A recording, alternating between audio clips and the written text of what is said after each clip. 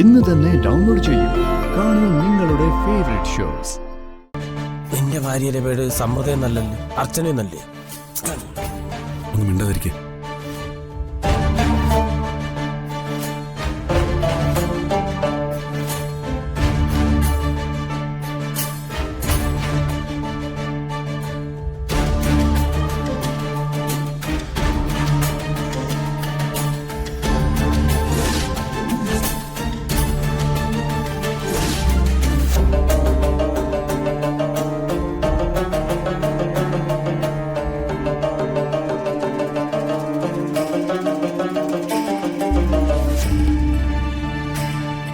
ഇതല്ലല്ലോ.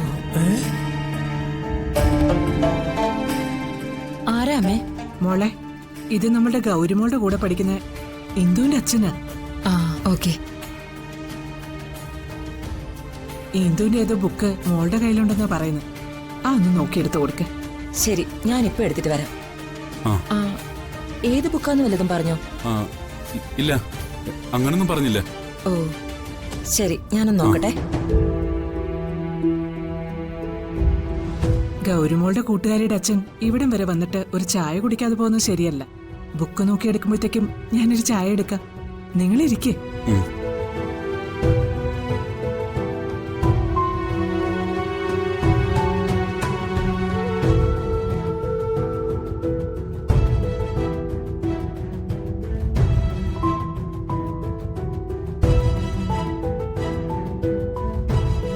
സമൃദ്ധേ, ഗൗരിമോള് സ്കൂളിൽ നിന്ന് ഫ്രണ്ട്സിന്റെ ആരുടെങ്കിലും ബുക്ക് വല്ലതും കൊണ്ടുവന്നായിരുന്നോ? ഇല്ല. എന്താ ചോദിച്ചേ? ആ ബുക്ക് അന്വേഷിച്ച് രണ്ടുപേര് വന്നിരിക്കുന്നു. ഒരാള് ഗൗരിമോളുടെ ഫ്രണ്ടിന്റെ അച്ഛനാന്നാ പറഞ്ഞത്. ആണോ? അങ്ങനെ ഫ്രണ്ട്സിന്റെ ആരുടെയെങ്കിലും ബുക്ക് കൊണ്ടുവന്നിട്ടുണ്ടെങ്കിൽ അവളിത് എന്നോട് പറയേണ്ടതാണല്ലോ. ചിലപ്പോ പറയാൻ മറന്നുപോയതാണെങ്കിലോ? ഞാനൊന്ന് നോക്കട്ടെ.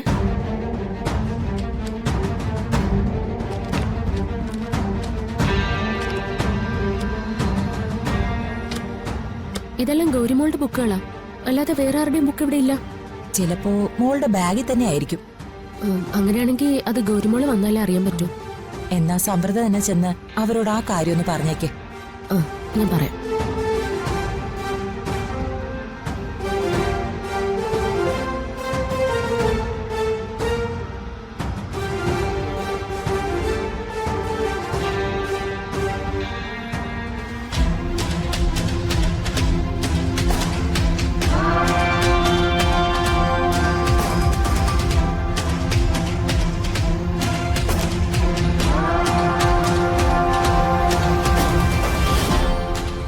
എവിടെ?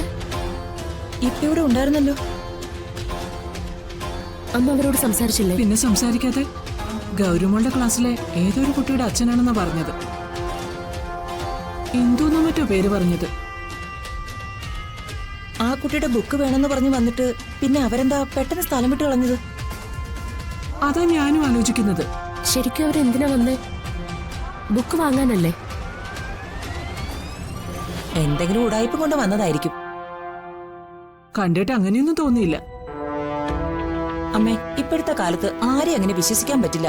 കള്ളന്മാരും കൊലപാതകങ്ങളും ഒക്കെ പല വേഷത്തിലും കയറി വരും.